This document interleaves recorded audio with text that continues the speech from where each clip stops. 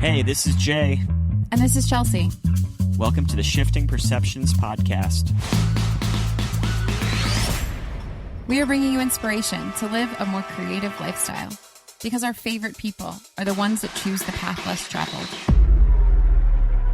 Hey, everyone. This is Jay. It's been a while, I know, but it feels really good to be back. Have a great conversation to share with you today with Burton LeBlanc. Burton is the head of the makeup department on one of our favorite TV shows, the Emmy Award-winning The Handmaid's Tale. This show is single-handedly responsible for me pretty much having no fingernails left, and Burton is the guy that is responsible for the blood, gore, bruises, wounds, and perfectly groomed beards on the show, amongst a lot more. I talked to Burton not only about his current role, which is a dream position that took him decades to earn, but we also dive much deeper into his outlook on creativity and inspiration and how he compartmentalizes his very intense work with some really gory scenes with his pretty much mellow and spiritually based normal life. While Handmaid's Tale fans won't be let down by this behind-the-scenes perspective, our conversation also dives into what it's like for Burton to finally feel like he's made it and how he stays grounded after being launched onto the red carpet with 2 Emmy Award nominations and winning the Hollywood Makeup Artist and Hairstylist Awards, as well as a Met Fashion Award and a whole lot more. Please make sure to follow Burton on Instagram at Burton LeBlanc. And you can also find our show on all social medias. And you can find me as well on pretty much every social media at JAlders.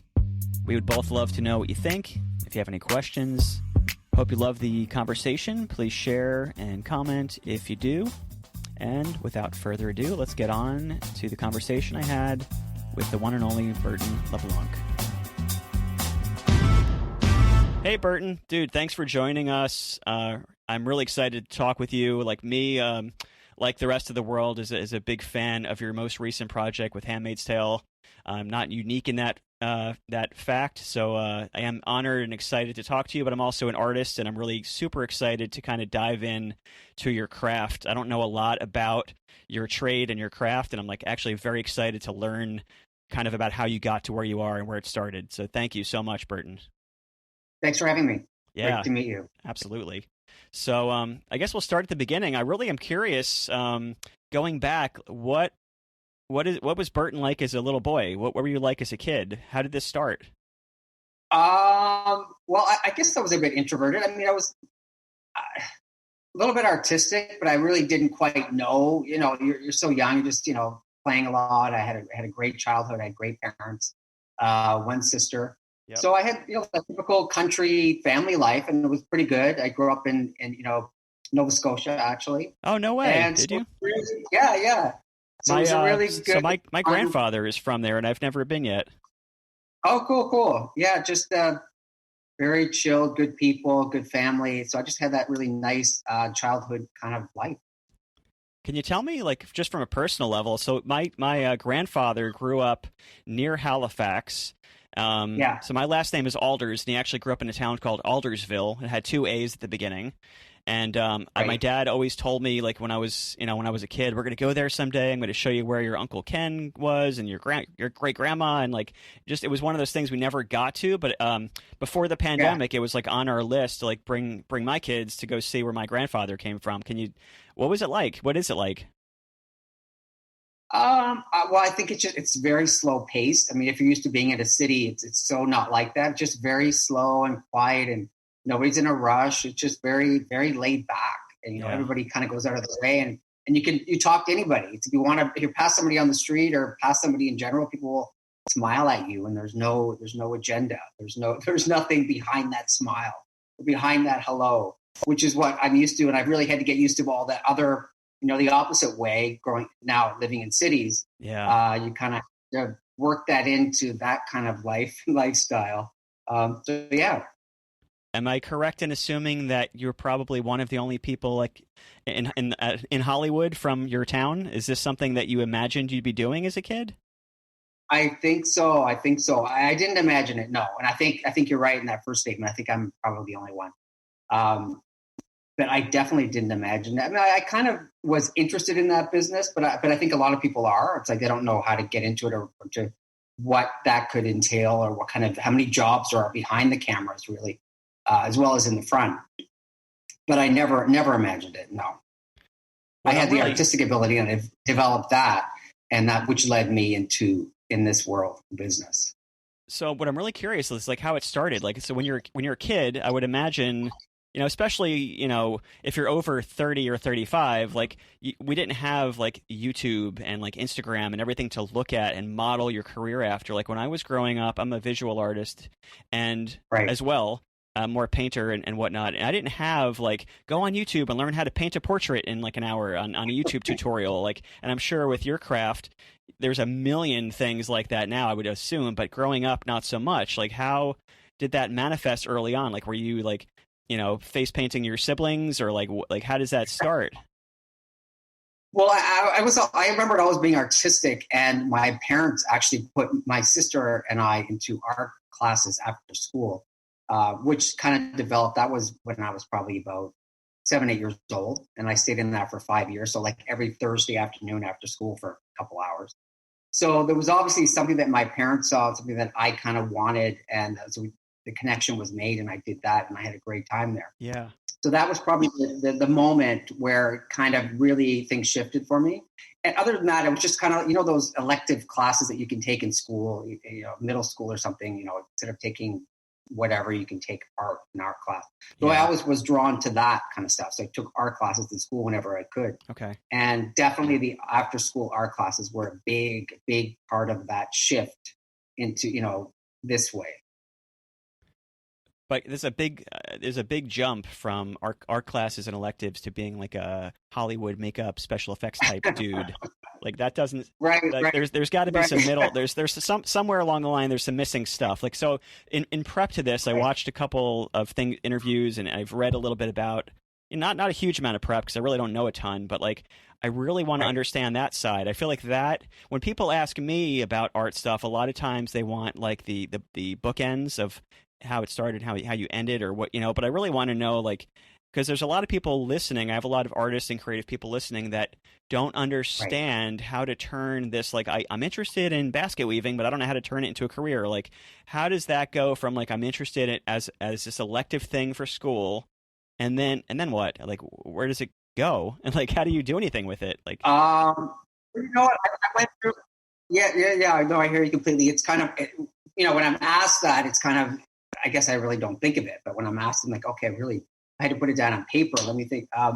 So, I mean, I went through, I think probably with a lot of people, they go through, they're not quite sure after high school. They think they want this. And then I went to Dalhousie for a bit, and that's not really what I wanted to do. Thought I maybe wanted, business. I did a few things or a few, jobs, stuff that I guess made you realize that's not what you wanted to do. So it's all that trial and error. So that kind of helped take care of it a little bit. But as far as getting into this business, well, I ended up just kind of doing those things that I didn't want to do. And I thought, I really was at a crossroads, and I wasn't really, feeling what I was doing and jobs. And I guess was at a crossroads. I really started thinking of what I wanted to do and what maybe using my artistic abilities to kind of go into the film business world, which I was already interested in. So I really just found out about a school, did some research, and I went to school in Orlando, Florida, at Joe Blasco, and went full tilt there, and then jumped into like one of the major cities that the film industry was doing really well in, and then I got into the film business. So I have a couple questions out of this. So you mentioned early jobs. What were some of your early jobs? Were they tangential to what you're doing? Were you like a newspaper delivery guy? Like what was your jobs? Around that time or way before? I guess what were some of the first times you kind of dipped your toe in the water of creativity as a career? So jobs as far like I was doing like filing, I was doing office type work. So paying the bills and making some money, extra money during the month, but it wasn't fulfilling. It just wasn't. I knew there was something more, and that's when I had a hard look at what I really wanted to do, and using the artistic side of myself to kind of further that path. Were your parents creative? Was this something in your family? They weren't really. I mean, I shouldn't say they weren't. My mom, they are. I mean, they're able to kind of whip something together. My mom was very good at decorating and kind of like putting outfits together, and so that creative side. But other than that, that was about it. But they really saw that side in me, and they really pushed. They were very supportive parents, and really pushed wherever I wanted to go and that side of what I wanted to do. So you kind of hinted around that early on you knew you wanted to like be in Hollywood. Was it always this part, or did you want to be an actor, or were you sure what you wanted to do from an early point? I was. I mean, I liked the acting side of it. I liked in front of the camera. I knew all the TV shows. I knew all movies. I was really a fanatic about it. So I really knew the ins and outs. So I was just trying to kind of maybe get what I could bring to that world, and that was the artistic ability. That was makeup artistry. But it was really just definitely having a definite interest in it. But the acting and all the other jobs, that's a whole other realm and area, which is a really tough part to it.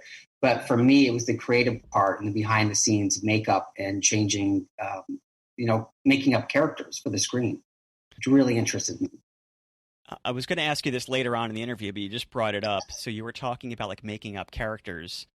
I'm like super interested in this. I hope you can elaborate as much as possible. So like for me with my work as an artist, I kind of make my own rules, right? I kind of paint what I want to paint. Occasionally, or not occasionally, more than occasionally, I do freelance or commission stuff and I have a boss, quote unquote.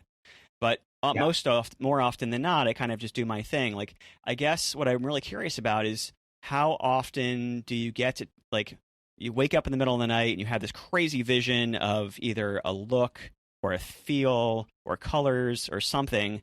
How often do you get to actually take that in your, let's say, your current job or other projects that you've been on? Do you get to take that to someone and say, hey, I had this cool vision, and then do it? Or is it more like, Burton, we need you to do this, this, and that look? Like, what's more often than not?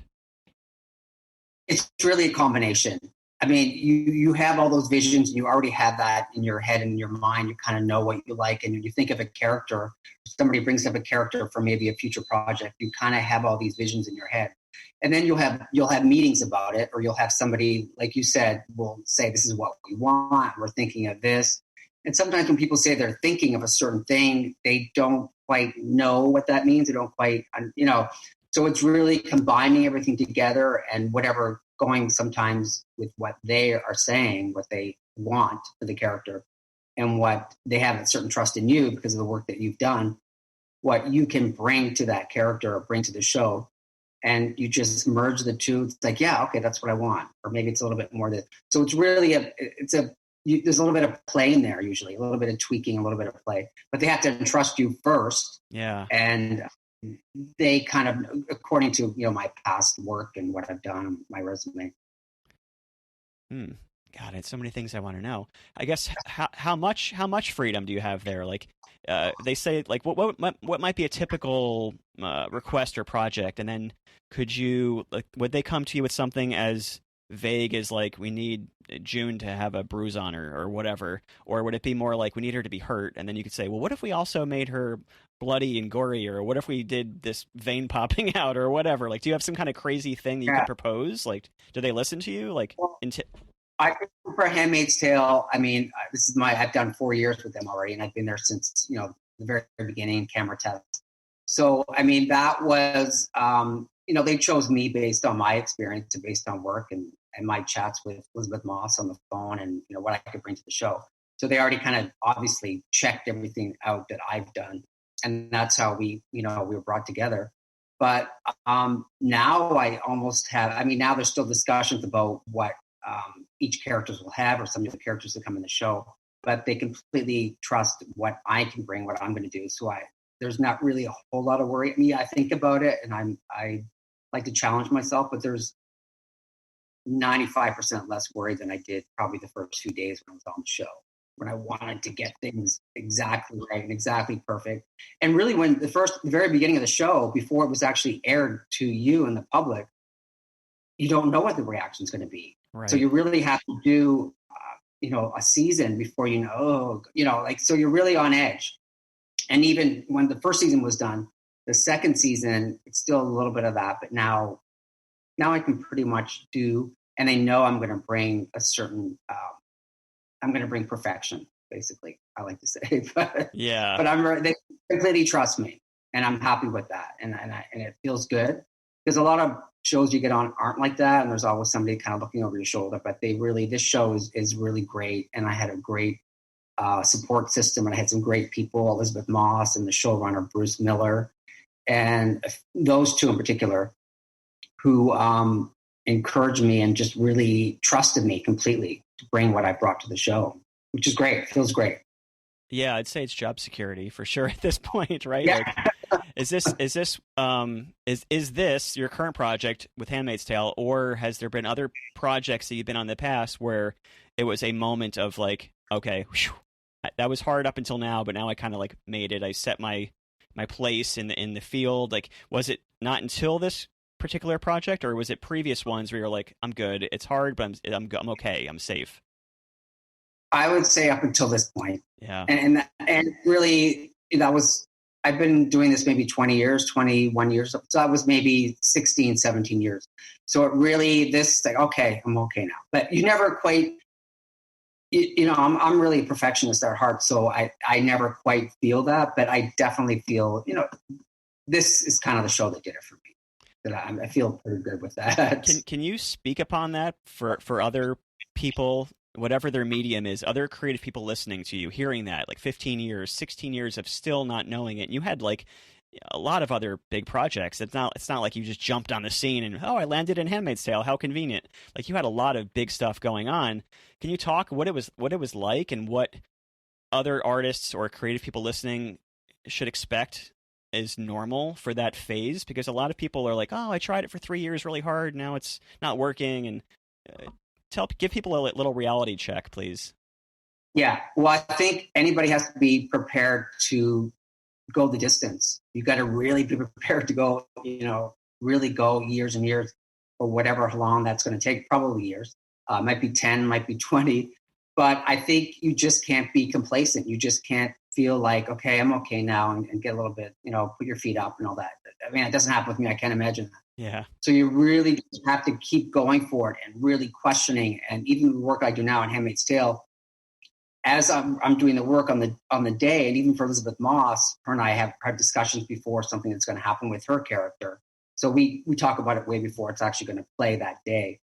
So there's this, day-to-day kind of thing. But as she's on camera with a new bruise, maybe I'm there behind a monitor like this, a screen like this, watching as the viewer is going to see it, months later.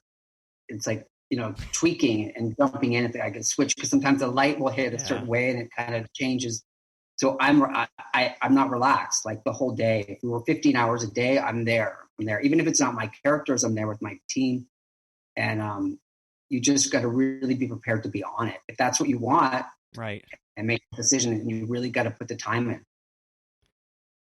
Yeah, it definitely just doesn't just poof happen. You definitely have to be willing to do the work. You have to be willing to eat ramen for a couple of years potentially, and have a roommate. And... Absolutely. God. So it's really interesting with your particular craft, because it's so reliant on like the acting and the writers and the cameramen. Like, I would imagine it would happen often where someone of your talents could be on a project and either the acting is not as good, or the director is not as good, or like the story, or just something didn't click, and it's like you might get overlooked with your particular portion of the project, even though like you could be totally spot on, and if something else doesn't work, it's almost like you don't even get noticed. That's a lot of like pressure and anxiety, I would imagine, right? Like, it's not like the whole show is just about special effects and makeup. And that's a really, really great point to bring up. Like, you could do some really amazing work or some great makeup work on somebody, some effects or something. But if the person is maybe not a great actor that's got your work on them, Right. It's going to maybe put it on in a negative kind of light. It's, you know what? Yeah, I think it's exactly what you're saying. So it's really going to, so for me with my work on Elizabeth Moss, it was almost like, it was like I like to think we kind of were drawn together somehow for this project. And I'm so grateful for that. But I think we were drawn together, I guess. But it really does help if you can do some amazing work on some amazing, talented person like Lizzie Moss, but it's hard work getting there. So I can't imagine, and I don't know if you have insight from her or just an intuitive sense from her particularly, but like I personally, most artists I know have a pretty heavy sense of insecurity, at least in their past, if not still their present. And like, most artists are somewhat introverted. Most artists I know, including myself, have had some bouts of like mental stuff in their past. And then here Elizabeth is on TV, an amazing show. Has any actor had more like insane close-ups than her? Like I cannot imagine, I can't imagine looking like anyone being that comfortable with a camera up in my pores like that. She seems so either confident or just willing to do whatever it takes for the character. I personally couldn't do it. I would be like, don't look. I think both. Super confident and super willing. She just lets go for it. And that's the other thing too, being a female with those super tight, I mean, female or male, but females in particular, like there's nothing pretty about any of the looks and any of the makeup. So to be okay with that. I mean, she's amazing. Amazing. Yeah, I couldn't imagine it personally. I think guys or girls. I think girls have a tendency, females have a tendency historically to be the ones that are publicized more about being aware of their looks. But I know me, like I've always been like a shorter, punier guy, and like me growing up, like when I did growing up in like the 80s, let's say, for me, like the role models I had was like G.I. Joe guys and Superman and like guys with chiseled chins and super tall and muscles. Like I think that kind of stuff can do damage to guys as well. So to see any actor comfortable with a camera like up their nose and like in their ears and their bloodshot eyes, like props to you, Elizabeth, Yeah, totally. Completely what you're saying. I don't know how they do it. But, and that was the other thing too, having those really extreme tight close-ups, doing the makeup that would be amazing and to show up perfectly in those close-ups. So that was a whole other thing. It was really tense for me and challenging for me. Like I said, it's been 4 years, so I'm better now. But I still never relax. Any artist out there, you really got to be on it, and you really got to take your work seriously. And until somebody notices it. Yeah. You really got to be on it. You really got to want it. You got to really want it. I'm curious, Burton. I'm curious how much of your experience and or interest lies in realms of like special effects, like in air quotes, versus like glamour. Is it common for someone in your position to know both? Like looking at like your Instagram feed, you're doing like a lot of variety of stuff. I personally, I'm like friendly with two guys that are doing more special effects in Hollywood. Like one of my friends I grew up around the corner of me. We used to skateboard and bike together. He's in Hollywood, and he does these like super grotesque silicone crazy things, like gory stuff. And another friend of mine who's now a painter started out doing that stuff as well. But it seems like you're not, at least currently, you're not into that more grotesque, like fangs and blood and gore and stuff shooting out of your face. Like, is that something that you would like to do, that you have done? Like, tell me about the niche that you've kind of built yourself. Well, I like to think I've done it all. Like I've done Dawn of the Dead. I've done one of the Resident Evil movies. I've done one of those, I think the third one, maybe, if it was. But so I think I've done the across the board, but and I like variety. If I was only doing one type of movie or one type of show for years, I would be really bored. I get really bored.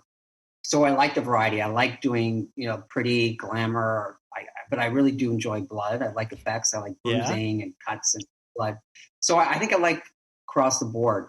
But you really got to be careful, because if you do a lot of those shows, like now I've done Handmaid's Tale, maybe the next few shows when this is done, they'll all offer me only those kind of shows, which I don't want. Right. So you don't want to get stuck. I personally don't want to get stuck in that kind of thing, because I like to move around and do different things. So I think a variety for me. That is like an interesting thing that you bring up, Burton, because there's one school. So at least in my genre, I know like there's a school of thought for painters that, on the one hand, I think it's a lot safer to pigeonhole yourself because if you could be known as like the artist that paints nothing but like, aliens with big eyes, or if you're the artist that paints frogs under giant flowers or whatever, like that's a safer way to build a career. But then, behind the scenes, I know a lot of well known and pretty up there artists, visual artists, and when I speak to them when it's outside of the art show, a lot of them have admitted like I'm kind of tired of doing this. I want to do something else. I probably fall into the category of like I would rather do lots of different things too. Like I hear what you're saying. It's nice to see what your talent is capable of doing. Like I'm taking this for a test drive in this life, and I want to see what the hell this puppy can do. But I think it's safer from a business standpoint to be known as the guy that does that, right? Totally. Because as the industry shifts, maybe maybe in a couple of years it's going to be more. Maybe people will really be into horror movies, and because of the pandemic, people want a lot of. I think they want escapism. They want more fantasy. They want something completely different than the norm. So maybe it's not so much. So I think things change. So I think if you're only doing one type of makeup or one, I think you're going to do disservice to yourself. Yeah, I believe. Yeah. Are you a spiritual guy at all? Like, what's your would you say? I am. I think I am. Yeah. I am. Yeah. I consider myself pretty spiritual. I was painting yesterday. Yeah. I listen to audiobooks or podcasts when I'm painting a lot of times, if not music, and more often than not podcasts or books. And I was listening for like maybe the 77th time, The Secret. Rhonda Byrne's famous book, The Secret. Love The Secret. Yeah. I love it too. Like I listen to it over and over. It's like one of the books on repeat. Like I love Eckhart Tolle's books. I love Rhonda Byrne. I love all that. Wayne Dyer. Like I love that stuff. I feel like it fills me with good stuff. But here's where my question is for you, right? So, in The Secret or in the Law of Attraction or all that like woo-woo stuff that we seem to both love, like they talk often about how when your mind is in a certain place, it's going to draw to you more of those things, right? Your thoughts are things, and it's attracting to you those situations. And I'm curious, someone like yourself who's like, yeah, I love gore, or I love like focusing on these things. Like, is it possible, or has it ever affected you where you're in a project? Like, if I'm doing a painting, I'm in that painting. Like, I am in that painting, and like if I go out with my wife and family for a drive or something, I will see those colors everywhere I go. I will look for those shapes. If I'm trying to get a part of the painting done, I will see the angles that I'm looking for in a tree or something. It's in my head. Like, I'm curious how you can be in like a Dawn of the Dead type movie and not have it affect you spiritually. What's your take on that? You're very right with all of those points. I like your thinking. I think it's just, I'm a workout guy. Like I work out when I'm able to. I work out every day. So that for me helps clear my head. So I think maybe it keeps your body clear of anything maybe negative coming in, and getting back to The Secret and keeping your mind clear and that's all really part of my daily regimen and what I like to do to help myself 100%. So I really do think that's important. Keep your mind, body, spirit healthy. Yeah. And that's going to help everything else. It's going to help everything else come to you. And everything else that you want. So I'm 100% into that. I've got two little notes on my fridge over here. I love my little Post-it note, gratitude and action over there. So those are my two words I like. Take action, but always be grateful every day for everything that you have. And that allows other things to come in. So I'm huge as far as that is concerned. Have you?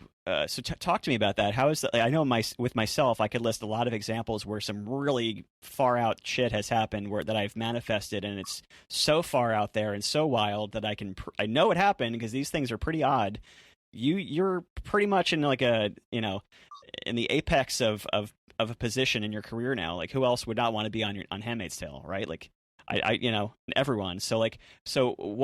How has like the law of attraction helped you manifest? Do you have like vision boards of crazy shit that has happened that now is life? Like, like I said, I love my little Post-it notes, and I like putting positive affirmations on little Post-it notes, whatever I might hear, whatever I might see on Instagram or on social media, something positive. I kind of have a little bit of posting around my house, my cupboards.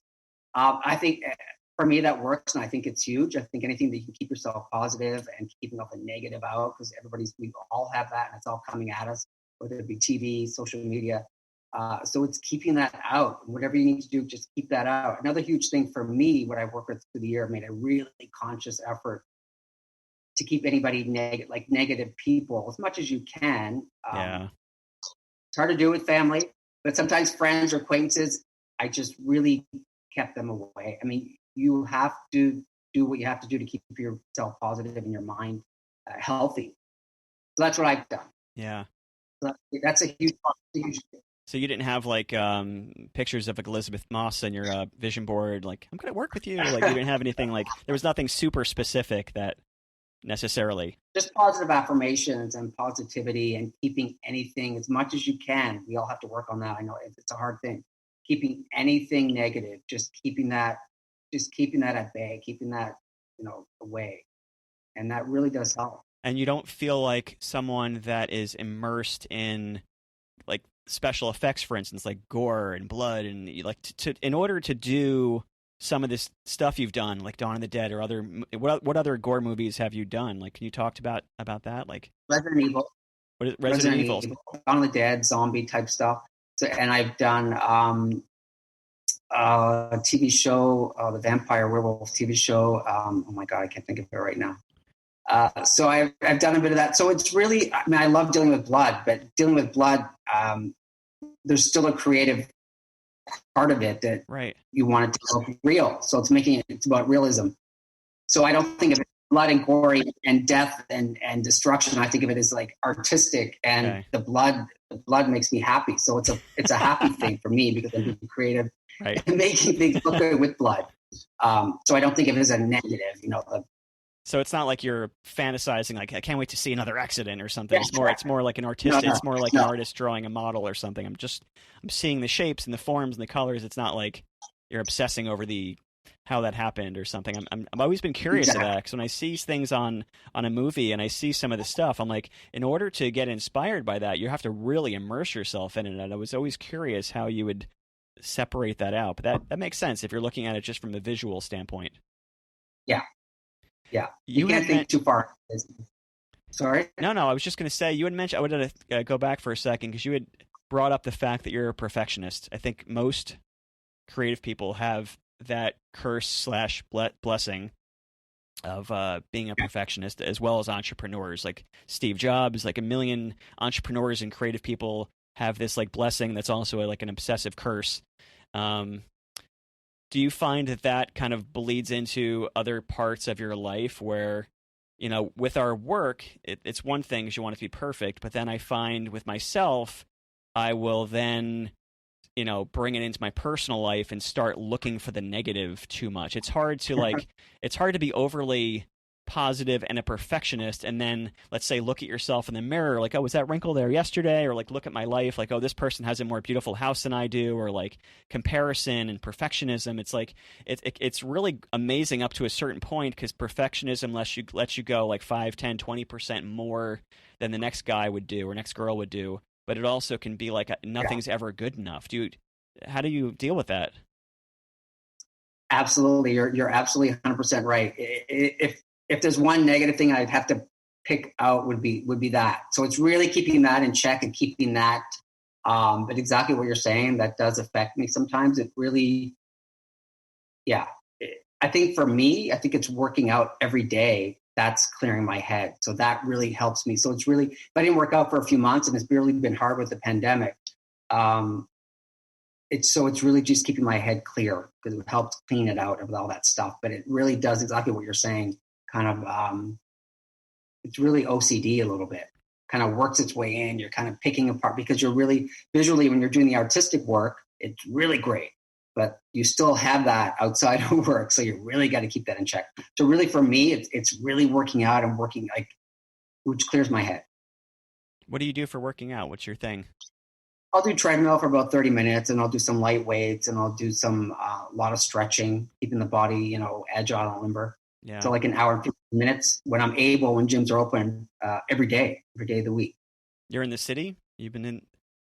I'm in the city, yeah. So when gyms open up, I think maybe in a month, fingers crossed. Yeah. How's it been the I past year? I have a treadmill here, and I've got some light weights at home, but it's Yeah. still not. It's not the same as the gym. How's the pandemic been for you in the city? 'Cause we're in Jersey. We're at the beach, so it's like I think a much different experience than my friends in the city have told me. What's being in New York been like for you? Because I understand it's like a lot different vibe than us here down the shore have experienced. Yeah. Well, I'm in Toronto right now, actually. Oh, you are? So Okay.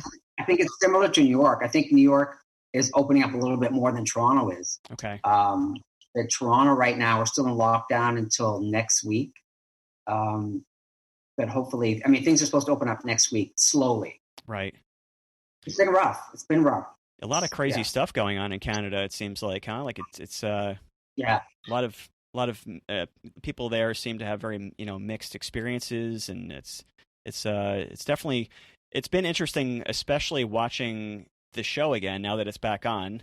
It's been very interesting of a paradigm shift to have gone through the pandemic and seen politics turned on its side and a lot of violence and destruction, and things have I try not to watch the news at all. We don't have cable. We don't watch the news, but like it's hard to avoid the news even if you're trying to remove toxicity out of your life.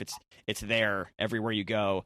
And it's been strange. Yeah. It's been almost I would say surreal to have gone through the past year in whatever way you have and then turn on Handmaid's Tale and it almost seems like, oh, we're not that far somehow from potentially this. Do you ever think stuff like that? Oh yeah, completely. But I think for Handmaid's Tale, I think because it's not really far fetched, but in our world, I guess today it is, but not really. So I think it's still a little bit of escapism for people, and it's like, oh, can you imagine if that that were me, or if I was in that world, the whole Gilead world. So I think it's a little bit still escapism that people are into, and it's kind of left over from the Trump era, I guess. But I think it's also really close to home with what's going on and how the world feels like it's just kind of crumbling now. I think it's really just kind of stuck with a lot of people, Handmaid's Tale and the story of it. Yeah. It is strange just imagining how something like that could happen. And obviously, I'm sure it's super far-fetched, but seeing a lot of the crazy shit that's happened in the world, there's been moments where I'm like, whoa, something, there is no taking for granted our civility. Like there's been so many civilizations in the past that have crumbled, and then it's like you see this presentation, the cinematic presentation of what life could be like in this apocalyptic world, and it's like you realize maybe we are or could be in some sort of like historical shifting moment. It does, at least from an artistic, creative standpoint, it does kind of open your mind up to thinking about every single possibility, and that's where I think the creative side of us can kind of be a downfall. You're like, what if that happened? And what if this happened? And oh my god. Yeah. I'm curious, on the business side of things, what might it look like for your career going forward? And when I say career, I mean like maybe more your field, like your trade. Like, is this something that people in your position have in the past scaled up, where you then have like a firm? Is it always just more of a subcontractor position where you're called in to kind of run the team or do your own thing? Like, where can this potentially go? Where are you thinking career-wise now that you're in this position? Well, I definitely want to branch out. Like I said before, I get kind of bored, so I'm always looking to, okay, what's the next step? I'll never be comfortable in the step that I'm in. I'm always looking to kind of advance and kind of to go up and broaden wherever I can go. So I guess I'm just looking to market myself outside of, many other cities and maybe other continents when the pandemic is finally over. So it's just really broadening, just putting myself out there worldwide, really. And traveling more and allowing hopefully my new position and that opens up a lot of doors in other cities around the worle. So that's what I'm a big traveler. To do. You like traveling quite a bit? I love to travel. And you know what? I was traveling a lot more just a couple years before the pandemic hit.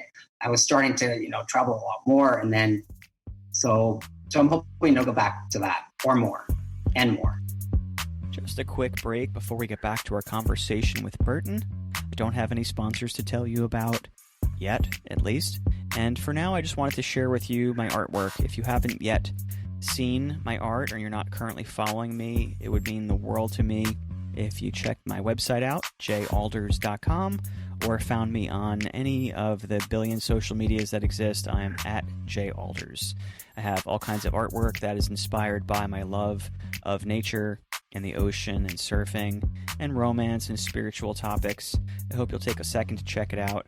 A lot of prints and apparel and merchandise and even coffee mugs and beach towels. Something for everyone.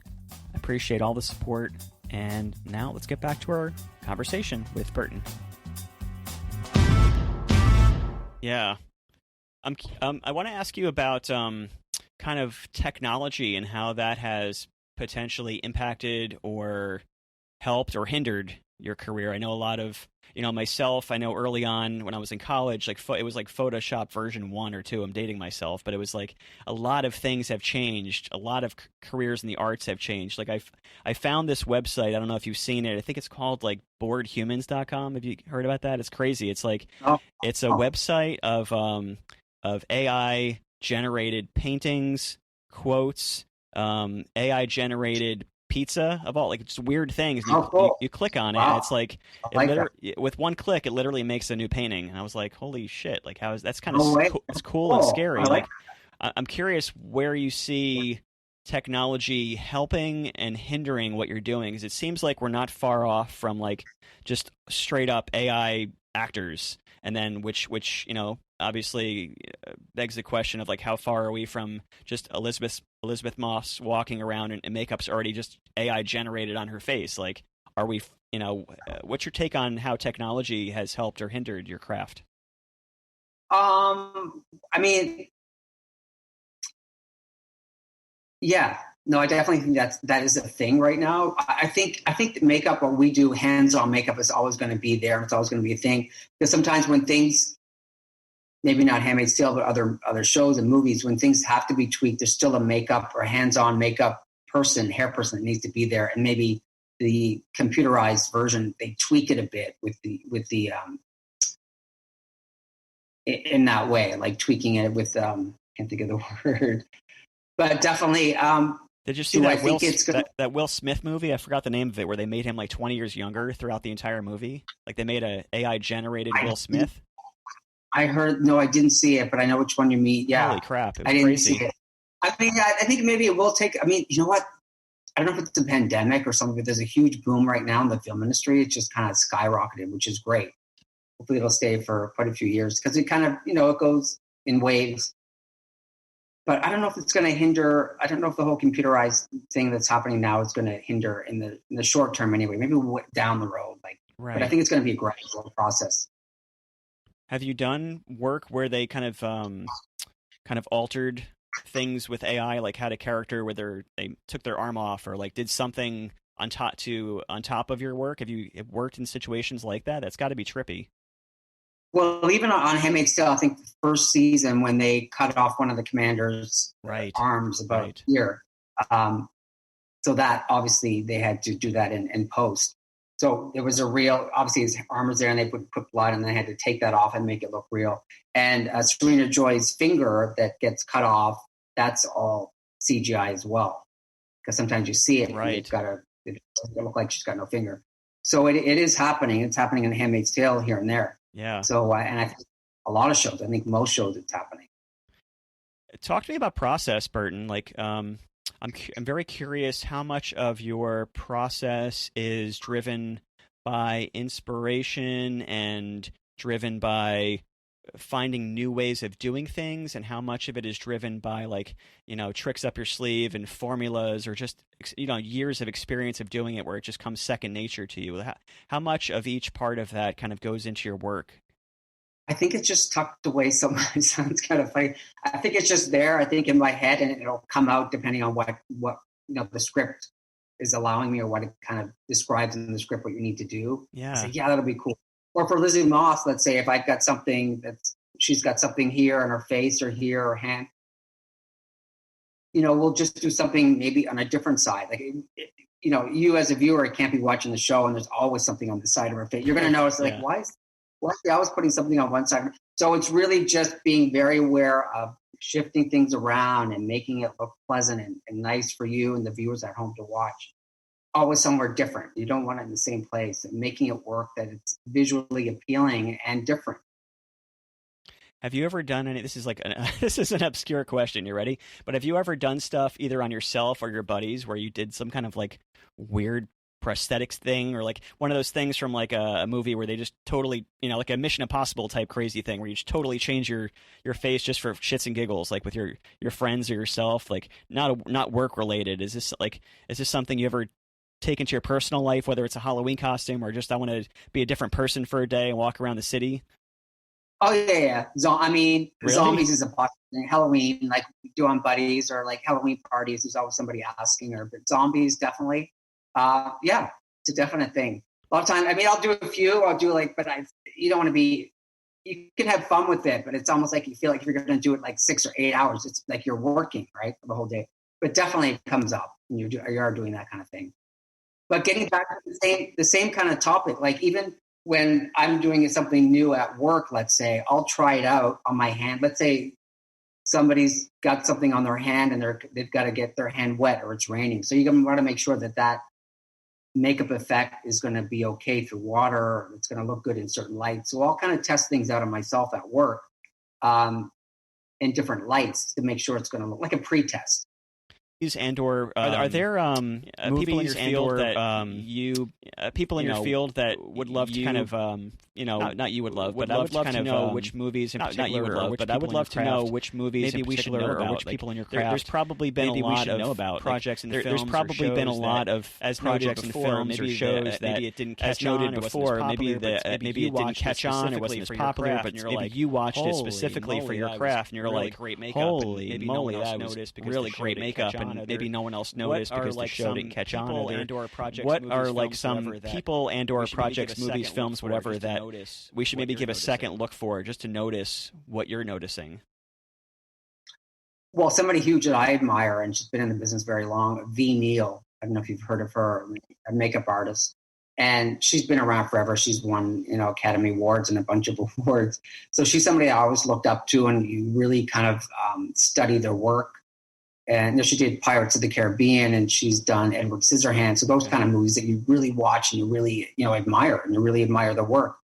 And I actually did meet and work with her on a show, The Love Guru, I did a few years back. She was there from Mike Myers. But people like that you look up to and you want to work with and meet someday. Are you like pausing, like when you say you studied their work, does that mean you're like pausing it and getting up close? Like, what does that mean? Like, is it something that is this a male or female? I couldn't tell. V? What? It's a female. Female. It's so a female. Is this something that you look at what she does and you're like, how did she do that? Or is it like, are you able to look at it, immediately know what she did, and it's more about how she thought to do that? What are you more admiring? Well, I think that's a huge part of it. It's not even so much, it's about the work, and the work's always amazing, and the work's amazing with a lot of different artists. But it's what you're saying, how did they choose? How was the choice made to get to that? Which is a huge, people forget about that part of it. And I love that part. Like, what was your thinking to get to that? Right. And what are all the questions that led to your decisions to create that makeup for that particular scene and character? That's a huge deal. That's a big part of it that people kind of forget about. They're not really thinking about. I'm glad you like that way of thinking, because I think about that all the time. If I go to like if I go to the Met or the Louvre, or if I go to a museum and I'm staring at a painting, it might be a very simple painting in the way of like, it might be like a Van Gogh, which is one of my favorite painters, and then you might see next to it like a photorealistic painting, which I also would love, and clearly takes more. I don't want to use the word skill, but it takes more. Let's just say that, right? It takes more rendering and blending and blah, blah, blah, blah, blah. But sometimes there's something just much more beautiful and a primitive way of knowing how to simplify as opposed to how to go more elaborate. And I would imagine that there's a comparison there for you, because I feel like it's more interesting to see how, let's say, Picasso minimized, or how Dali distorted, as opposed to just copying pixel by pixel and just mimicking. There's more interest. I have more interest in knowing, how did you come up with that? Why did you come up with that? Where's your where was your inspiration from? And I would imagine in your field, there's probably tons of examples of very specific veins popping out and blood shooting and all this crazy technical stuff, but maybe it's been done a million times and it's not as interesting as maybe a new look that's never been tried. Is that kind of what you're saying? 100%, completely right. I would rather see something really like a minimalist kind of way about something that's really you're gonna notice it. If somebody's really has that eye and their artistic ability to see everything, they're really going to notice those little things, or not, but maybe not specifically, but they're going to notice the overall picture. If you've done something really subtle around, it's really going to play up the visual of that frame, of that character and what's going on in the scene. So I think the smaller little details show up a lot more. Like the really gory, accentuated looks may work in some things, but I love the minimalist kind of ways of being artistic about it. Yeah. Do you work with all of the characters in *Handmaid's Tale, or are you assigned to certain actors? Do you have like a team, like you do this person, you do that person? Like, how does that work? Basically, yeah. So obviously I'm there for Elizabeth Moss, number one, and I kind of decide in the beginning who I'm going to do based on the schedule and based on how much I'm able to take on. Elizabeth Moss is in almost every scene. So that takes up a lot. And if I'm doing somebody else and she needs me over here, I have to be able to be there for her, obviously. So you really got to pick and choose and be careful what you're doing. So I kind of pick who I'm going to do. I'll do Elizabeth Moss and Joseph Fiennes, Bradley Whitford. So a few other ones come into play as well. But then I'll assign my team other characters to do. So that's how it's all, yeah. You mentioned Bradley. I mean, he's phenomenal, right? I mean, so great. I mean, so been a fan since like, West Wing, and it's just wow, right? Obviously, he's amazing. That's a funny guy. He's great. He seems so great. They all seem cool, and like, okay. I would obviously at this point I would imagine that it's a job, and they're people. Obviously, they put one pant leg on at a time, but like, can you talk to people about what that was like? Because most people listening and or watching you talk about this are going to be like, dude, I wish I was hanging out with these people. Like, can you talk about maybe the first moments, if there was any of that, and also kind of how that just kind of faded away and you became just kind of one of the cast? Can you talk about that? Because I think a lot of people are really interested in that. Yeah, it's almost a funny thing. So when you meet them, not a funny thing, but it's great, and it's always exciting too. Sometimes, and I'm a fan of them just as much as some other person may or may not be. But like when I met Joseph Fiennes for the first time ahead of when he was shooting, so basically days before, he would come in and do a little camera test on him, and he had a beard.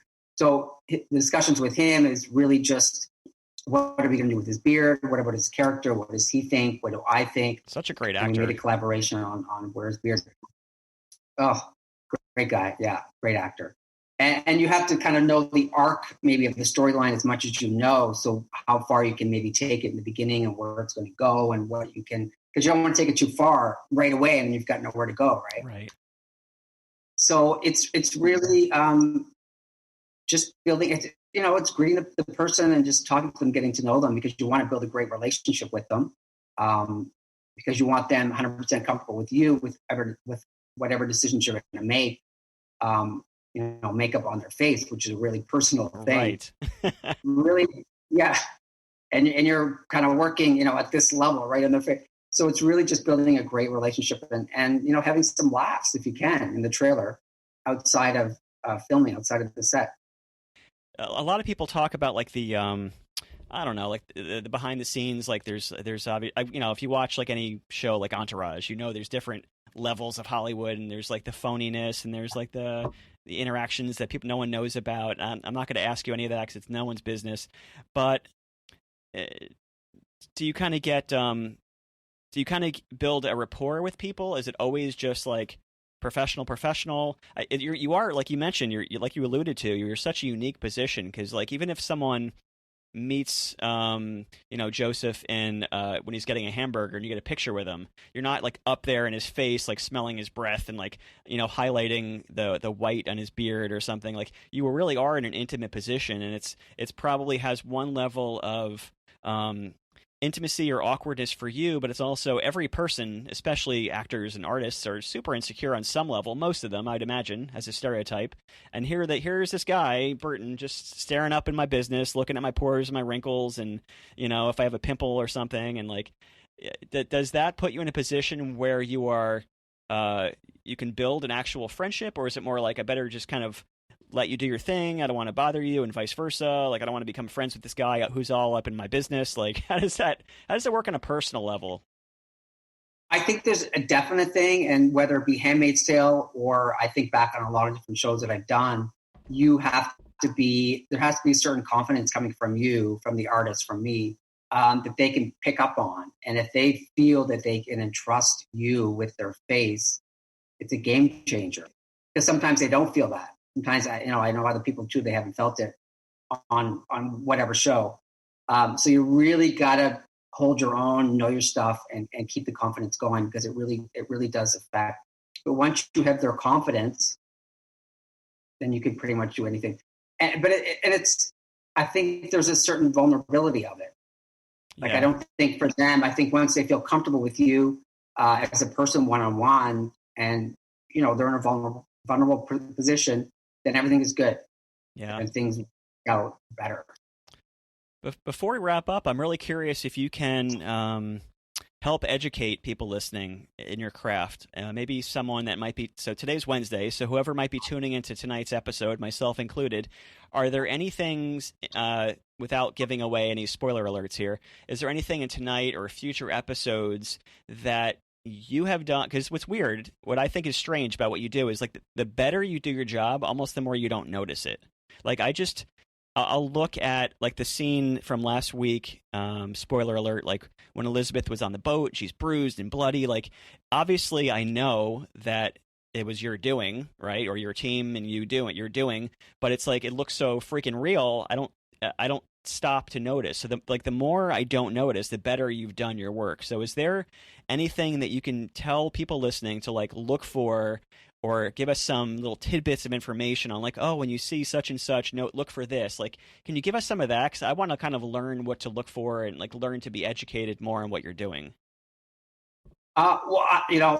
Great point. I love it when I hear back, and I love lots of feedback. Like on Instagram, I get people messaging me all the time, and I usually respond to them when I can. So I love that feedback, and I like what they think, and I like, what I get back from them.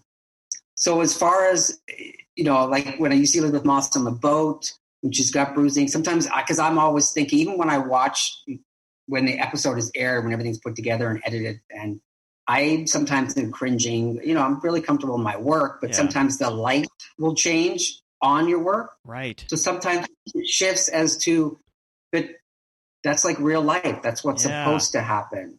So, but I'm sitting there, like, I hope people don't think that it's changed. The light sometimes shifts things and kind of makes things lighter or darker. So I think it's just staying your ground and being confident, and I forgot where I was going with this. Like, I was asking you, like, are there things to, like, maybe notice or look for? Because it's so realistic. And it's interesting you brought up the light thing, because I was also curious about that. Because when I watch a movie, I'm like, especially with special effects, I'm looking, do I see a seam? Like, if something's like a scar or something, I'm like looking, as an artist, I'm like always looking for like a hint. I want to see a remnant of a person doing something. And when I don't, I'm like, how the F do they do that? Like, that's so cool. It's so much of it is up to, I guess, the lighting people, which I never really kind of paired that together. But, like, are there things in, like, this or future episodes that maybe are a hell of a lot harder than it looks, or things that we should notice that we might just take for granted? I think it's just all those small little details that as behind the cameras, as they're filming the scenes and the shots, and I'm right there, like maybe 10 feet away, jumping in, sometimes between every take, making little adjustments and making, like, I want to see, like, my eye, like I'm a little bit, it's actually made me a little bit OCD. So I'm really looking at those little details, like you said, especially the edging, making sure there's never going to be an edge. But for me, sometimes things look lighter, things look darker, but sometimes the light shifts, so you can't control that. So you kind of sometimes have to let things go. But as far as people noticing, I think it's just, as long as it looks natural and it's real and nobody's feeling like things are jarring, that makes me happy. Right. Nothing that's going to, Yeah, even his looking at like your Instagram or like the show's Instagram, even like stuff that I take for granted, like even like Bradley's beard, like I noticed that you guys work on. Like I never would have in a million years thought that. Like why would you work like just grow your freaking beard in? Like why? But there's things like that that I would never even think to look for that I find super interesting. Well, it's funny. You mentioned that because somebody on Instagram, reached out to me and they said, so Bradley's beard, like, so who gets to, you send him out to trim? It's like, no, that's me, because that's part of his character. Can he just not grow his beard in? You can do that. You can do the beard. When he comes in, he's not in every day. He doesn't work every day like Lizzie Moss, but he's in maybe, once or twice a week, sometimes every 2 weeks, every 3. So his beard obviously has to match up from when he was in last. So I'm trimming up his beard every week to get it into that shape. So his beard is more, manicured, structured, because he is hiding a bit of himself. So he's always looking a certain way. You're not supposed to know that he's kind of, he's got some angst inside of him. So it looks that way for a reason. The same way that Commander Waterford, Joseph Fiennes' beard is getting really long and scraggly and messy, and because it's going towards where his character is going. Yeah. That's a big part of it. I couldn't imagine someone dating you and not be self-conscious. Like, what is he looking at? Like, do you have you had situations like that with current or past relationships where they're like, Burton, what the fuck are you looking at, dude? Like, stop picking me apart, man. It's OCD. I know. I work. That's where the gym comes in. That's where the gym helps get this all cleared up all the time. But yeah, it's a thing. I got to keep in check. So fascinating. Are there any other things that anything we should look out for you, current or present, or any last words before we part? I just want everybody to keep reaching out to me on Instagram, and I love hearing back from people. And I'm starting a new project called The Luckiest Girl Alive next week with Mila Kunis as the lead. That's a feature that I'm doing, Netflix feature, and That's sick. That's really cool. She's great. Her husband's awesome. Like that's really cool. Yeah. Is that like a pinch me moment? Those kinds of things, or is it just like, oh, that's cool? It's cool. I don't. As long as I do great work, I try not to. I try not to let anything affect my ego too much, because that's a whole other thing that could be a bit of a downfall. So everybody's got to keep that. You got to keep that in check. Do you have like an agent to deal with all that stuff, the business? I do. Yeah, I do. I have an agent, and she helps me a lot, and she's always there for questions or any kind of support. So yeah, great. Burton, man, thank you. This was so interesting. I've been fascinated to talk to you about all of this stuff. It's like I said, that the better you are at what you do, the more you almost don't notice it, and you're definitely a master, if I'm allowed to use such a word, at what you do. And I'm grateful that you took the time to kind of share some of your life with us. Been great. Thanks, Jason. Really enjoyed it. Thanks, guys. We hope you loved that episode. If you did love it and could give us some love on iTunes, that would be amazing. You can leave a review, and we will give you a shout out at some point on this podcast. Also, if you guys can follow us on social media, we would love to hear from you. We are on pretty much every social media platform at Shifting Perceptions Podcast, which is the same as our website, shiftingperceptionspodcast.com. We look and reply to all comments, so please share with your friends, tag us. We appreciate all the love. And don't forget that all of our guests also see all these comments, so I'm sure if you want to just have a space you can reach out, these are the places to do it. Special thanks to John Harvey for creating and editing and producing our show's music, and thank you to Kevin Rigby for our photo of our podcast. Appreciate you guys all. Talk to you soon.